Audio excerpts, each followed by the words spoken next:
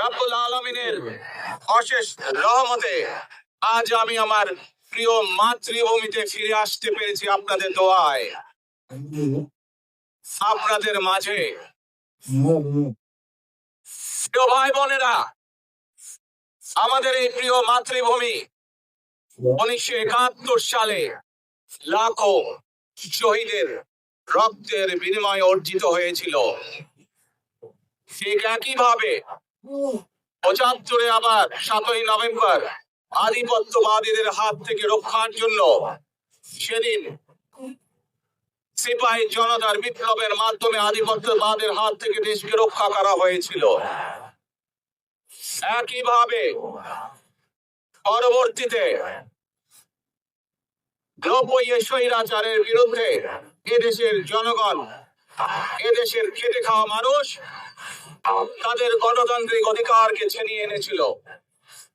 কিন্তু তারপরেও ষড়যন্ত্রকারীদের ষড়যন্ত্র থেমে থাকেনি। আমরা তারপর দেখেছি 2024 সালে, 71 সালে এই দেশের মানুষ যেমন স্বাধীনতা অর্জন করেছিল, জনতা সহ সর্বস্তরের মানুষ, কৃষক, শ্রমিক, গৃহবধূ, নারী, পুরুষ, মাদ্রাসার ছাত্র সহ দল মত নির্বিশেষে, শ্রেণী পেশার নির্বিশেষে সকল মানুষ সেদিন 2024 সালের 5ই আগস্ট এই দেশের স্বাধীনতা এবং সার্বভৌমত্বকে রক্ষা করেছিল। প্রিয় ভাই বোনেরা, আজ বাংলাদেশের মানুষ কথা বলার অধিকার ফিরে পেতে চায়, তাদের গণতান্ত্রিক অধিকার ফিরে পেতে চায়।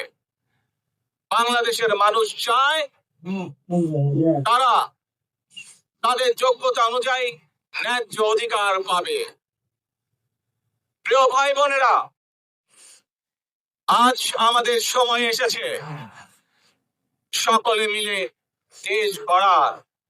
সদস্য ওসমান হাদিকে হত্যা করা হয়েছে, ওসমান হাদি শহীদ হয়েছে। প্রিয় ভাই বোনেরা, ওসমান হাদি চেয়েছিল এই দেশের মানুষের জন্য গণতন্ত্র প্রতিষ্ঠিত হোক, এই দেশের মানুষের গণতান্ত্রিক অধিকার প্রতিষ্ঠিত হোক, মানুষ তাদের গণতান্ত্রিক এবং অর্থনৈতিক অধিকার ফিরে পা। আজ 24-এর আন্দোলনে যারা শহীদ হয়েছেন, ওসমান হাদি সহ 71-এ যারা শহীদ হয়েছেন, বিগত স্বৈরাচারের সময় বিভিন্ন ভাবে খুন করে শিকার হয়েছেন, এই মানুষগুলোর রক্তের ঋণ যদি আসুন আমরা আমাদের সেই প্রত্যাশিত বাংলাদেশ গড়ে তুলব, যেখানে আমরা সকলে মিলে কাজ করব, যেখানে আমরা সকলে মিলে আমাদের প্রত্যাশিত বাংলাদেশকে গড়ে তুলব। প্রিয় ভাই বোনেরা, বিভিন্ন আধিপত্যবাদ অত্যাচারেরা বিভিন্ন ভাবে ষড়যন্ত্রে এখনই লিপ্ত রয়েছে। আমাদেরকে ধৈর্যশীল হতে হবে, আমাদেরকে ধৈর্য ধারণ করতে হবে। বিশেষ করে তরুণ প্রজন্মের যে সদস্য, আপনারাই আগামী দিন দেশকে নেতৃত্ব দিবেন, দেশকে গড়ে তুলবেন।